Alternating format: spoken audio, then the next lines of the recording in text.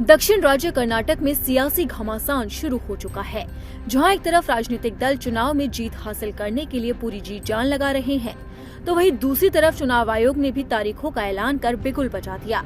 चुनाव आयोग ने बताया कि कर्नाटक की 224 सीटों पर 10 मई को एक चरण में मतदान होगा, जबकि 13 मई को नतीजे घोषित किए जाएंगे। इसी के साथ ही नोटिफिकेशन की तारीख 13 अप्रैल है।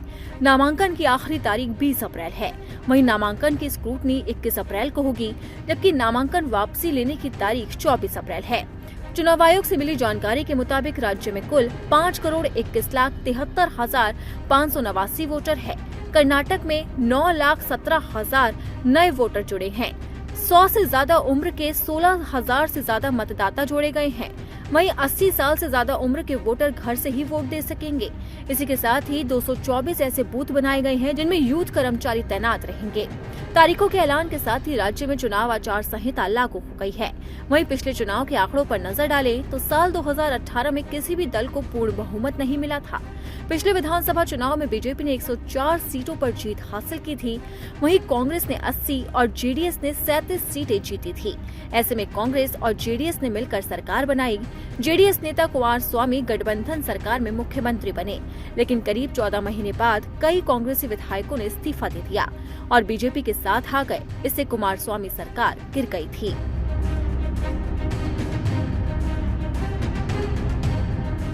कर्नाटक में पिछले 5 साल सियासी तौर पर काफी उथल पुथल देखने को मिली थी। 5 साल में 3 बार राज्य में सीएम बदले गए। सबसे पहले कुमारस्वामी ने सीएम पद की शपथ ली। इसके बाद येदियुरप्पा सीएम रहे। येदियुरप्पा के इस्तीफे के बाद 28 जुलाई साल 2021 को बसवराज मुख्यमंत्री बने और वो फिलहाल राज्य के मुख्यमंत्री हैं और एक बार फिर से बीजेपी ने उन्हें सीएम के तौर पर प्रोजेक्ट किया है।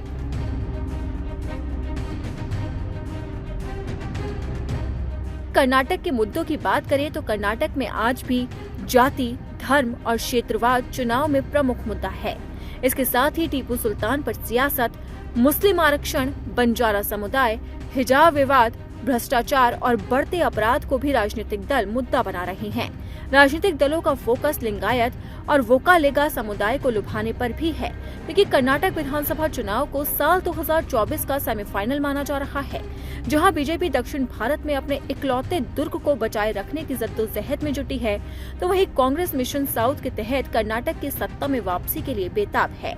जेडीएस एक बार फिर से किंग मेकर बनने के लिए हाथ पैर मार रही है। कर्नाटक के चुनाव पर न सिर्फ राज्य के लोगों की नजर है, बल्कि देश भर की निगाहें टिकी है। अब देखना होगा कि कर्नाटक में बीजेपी का कमल खिलेगा या फिर कांग्रेस का हाथ मजबूत होगा।